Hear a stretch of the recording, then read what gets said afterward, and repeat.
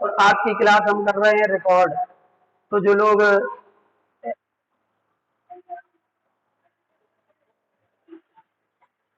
तो हम इसको बाद में भी आपको प्रोवाइड करा देंगे। तो आज का जो टॉपिक है, आ जाए पुण्य और पाप। ये बहुत ही महत्वपूर्ण विषय है, इसलिए है क्योंकि पुण्य पाप के विषय को बहुत सारे लोग, पाप तो ठीक है, पुण्य को समझना यहाँ पर अपन को और ज्यादा इम्पोर्टेंट है, क्योंकि बहुत सारे लोग पुण्य के विषय को बहुत निगेटिव लेते हैं, है ना। तो यहाँ पर अपन वो भी समझेंगे कि पुण्य क्या है, पाप क्या है, और दोनों का स्वरूप क्या है, और दोनों कितने इंपॉर्टेंट है। ठीक है, चलिए। तो कहते हैं कि प्राणी की, देखिए पुस्तक में सभी लोग, प्राणी की जीवन रूपी इस नदी के दो किनारे हैं, पुण्य और पाप। जब तक जीवन नदी इन दो पाटों किनारों के बीच गमन करती है, तब तक ही संसार है, और जैसे ही वह इससे ऊपर उठता है, मुक्त बन जाता है। मुक्त बनने में सबसे बड़े साधक कहें या बाधक, ये पुण्य पाप ही है। इसके बारे में फैली हुई अनेक भ्रांतियों के निवारण के लिए इनका क्रमिक स्वरूप देखते हैं। क्रमिक मतलब क्रम से। तो संसार क्या है? तो संसार पुण्य और पाप के बीच में बहने वाली नदी है। मतलब कहने का कि जब तक पुण्य पाप है तब तक संसार है, और जब तक संसार है तब तक पुण्य पाप है। ठीक है ना, दोनों ही रहेंगे। और जैसे ही इनमें से एक का भी खात्मा हुआ, एक भी नाश हुआ, तो दूसरा भी बहुत जल्दी ही नाश हो जाएगा और संसार से छूट जाएगा। समझ रहे बात के लिए? नदी तभी तक है, नदी तभी तक है जब तक उसके किनारे हैं। किनारे खत्म, नदी खत्म। समझ रहे? नदी कब कहलाती है नदी?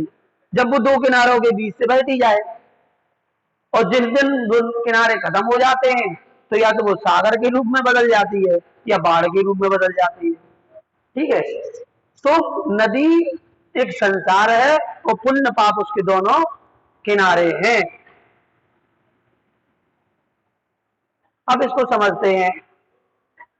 पुण्य का स्वरूप, सबसे पहले पुण्य क्या है?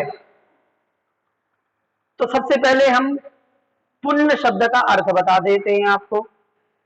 ठीक है, पुण्य शब्द का अर्थ होता है, शब्द का अर्थ बता रहे हैं, अभी परिभाषा नहीं बता रहे। पुण्य शब्द का मतलब होता है पवित्रता। पुण्य का मतलब पवित्रता, पर्यायवाची शब्द है। पुण्य और पवित्र एक ही चीज है।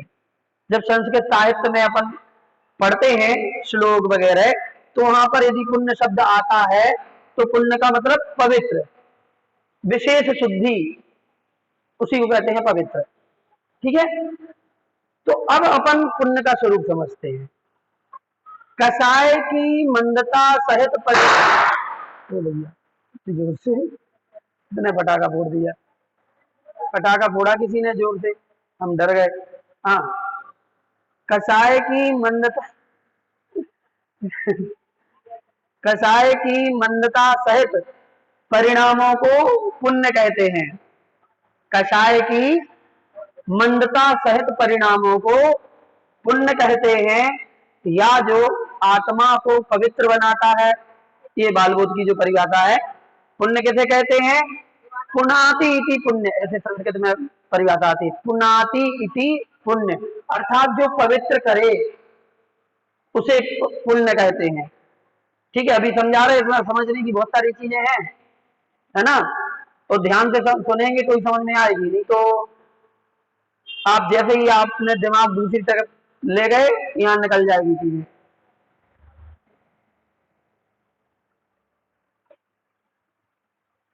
दूसरा है, या इष्ट पदार्थों की प्राप्ति जिससे हो उसे पुण्य कहते हैं।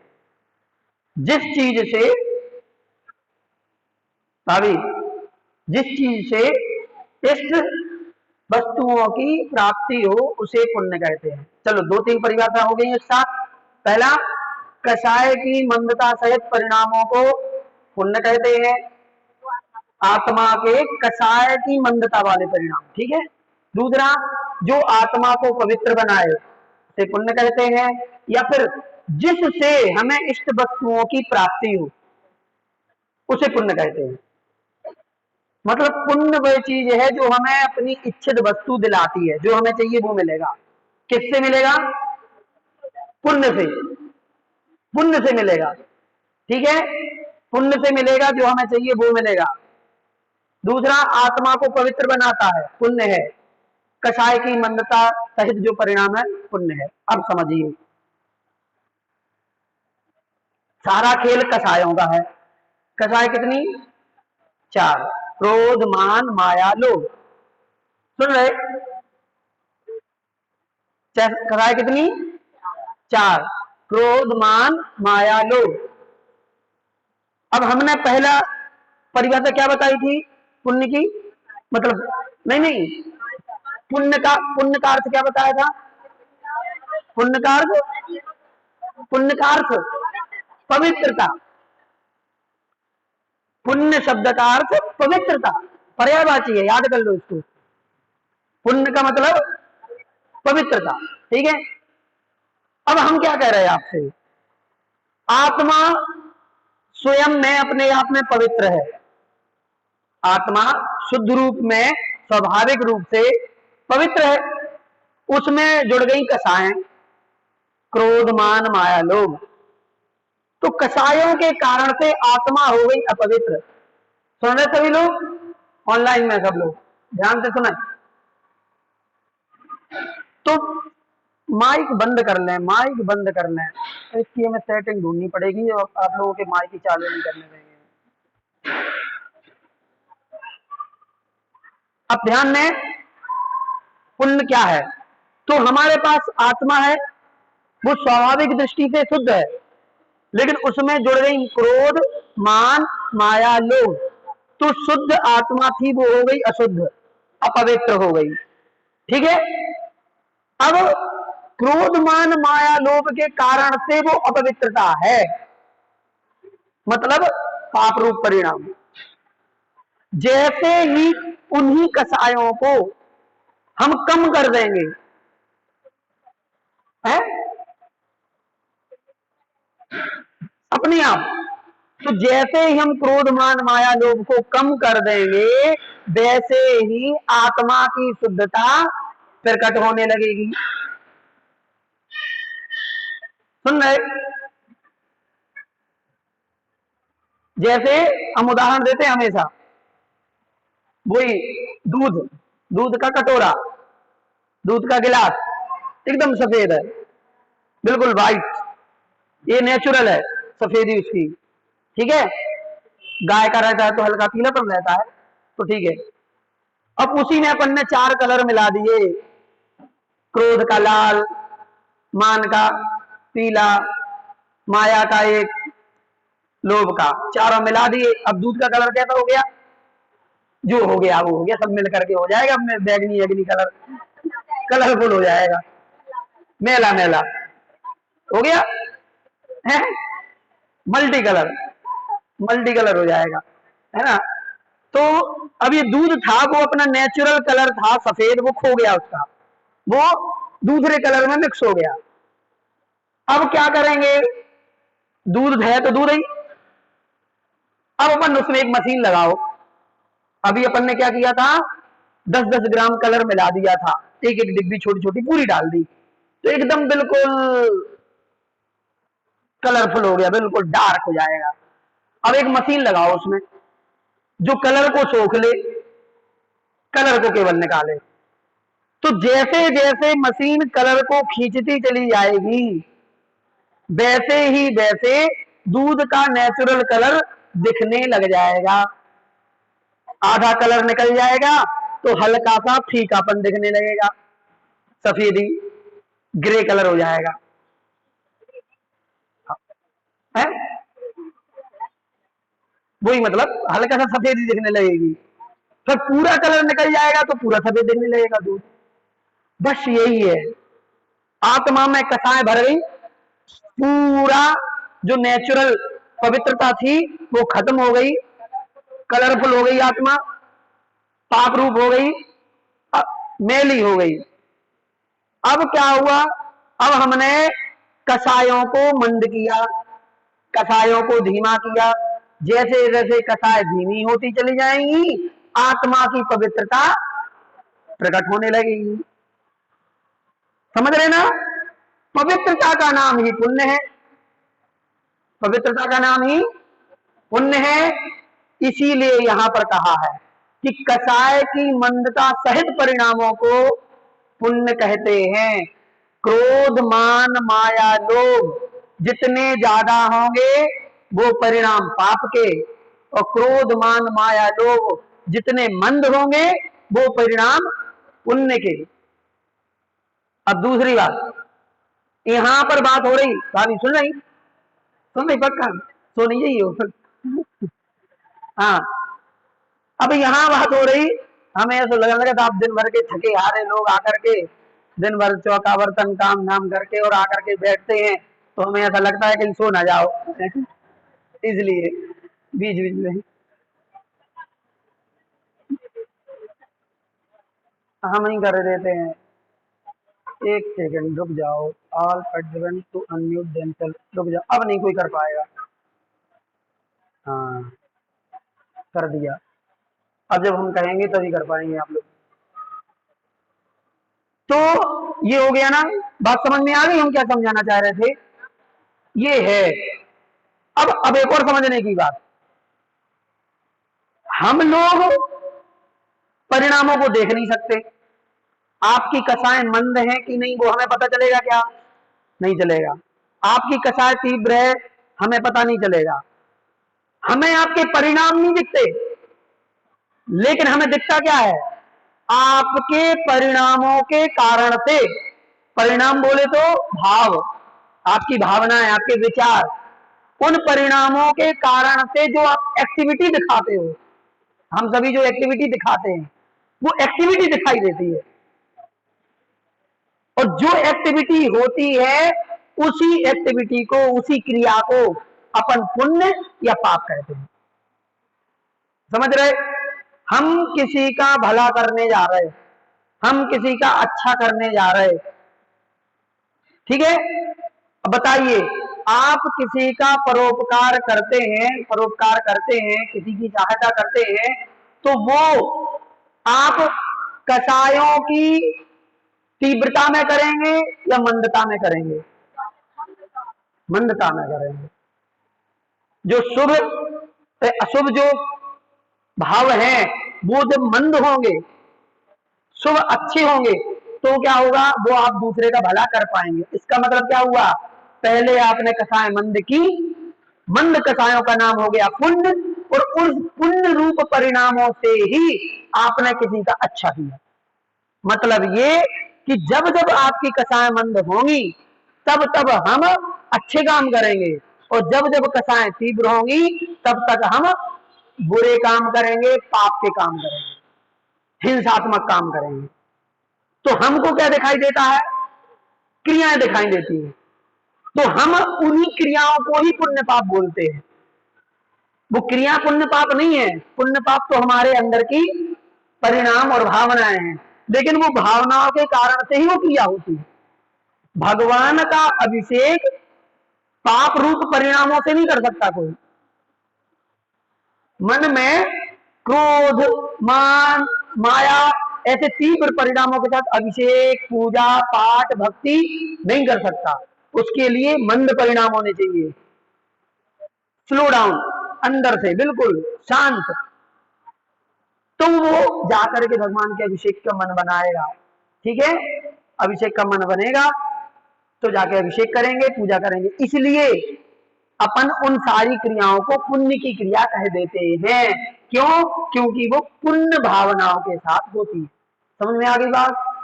ठीक है, ज्यादा डिटेल में तो नहीं बता दी हमने, ज्यादा डिटेल में बता दी हमने। हाँ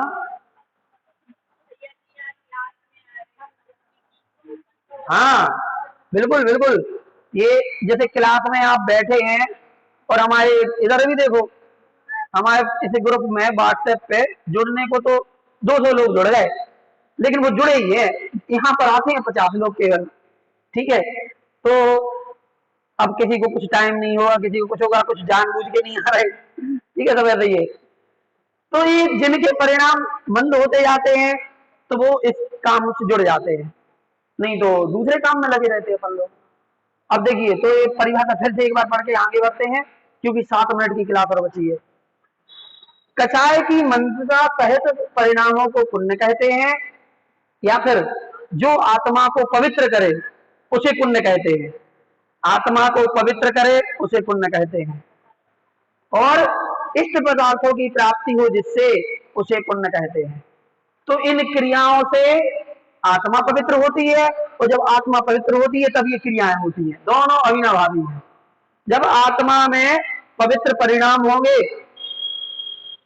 तभी अपन ये शुभ काम कर पाएंगे, ये स्वाध्याय कर पाएंगे, और स्वाध्याय करेंगे तो आत्मा पवित्र होगी। दोनों एक दूसरे से, ये है।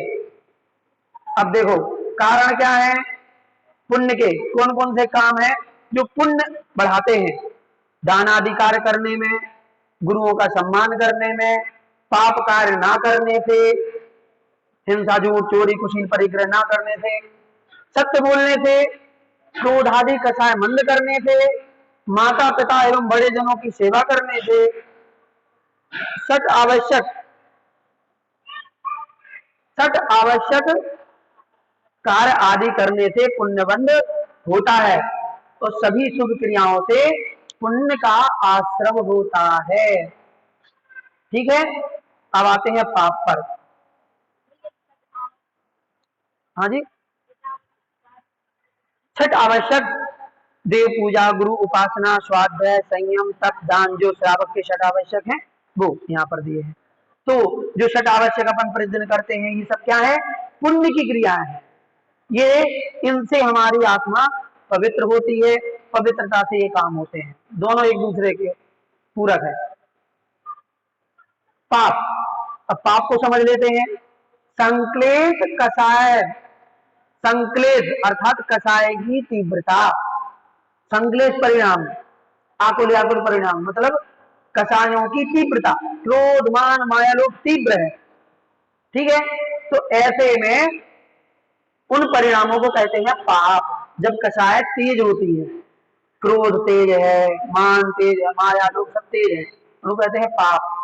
दूसरा, अनिष्ट पदार्थों की प्राप्ति जिससे हो उसे पाप कहते हैं। मतलब जो चीज हमें नहीं है, अनिष्ट मतलब जो इष्ट नहीं है, इष्ट मतलब जिसकी हम इच्छा करते हैं, इष्ट का मतलब जो हम चाहते हैं उसको कहते हैं इष्ट, जो नहीं चाहते उसको कहते हैं अनिष्ट। ठीक है, तो जिससे इष्ट की प्राप्ति होती है पुण्य, और जिससे अनिष्ट की प्राप्ति हो जाती है उसे पाप कहते हैं।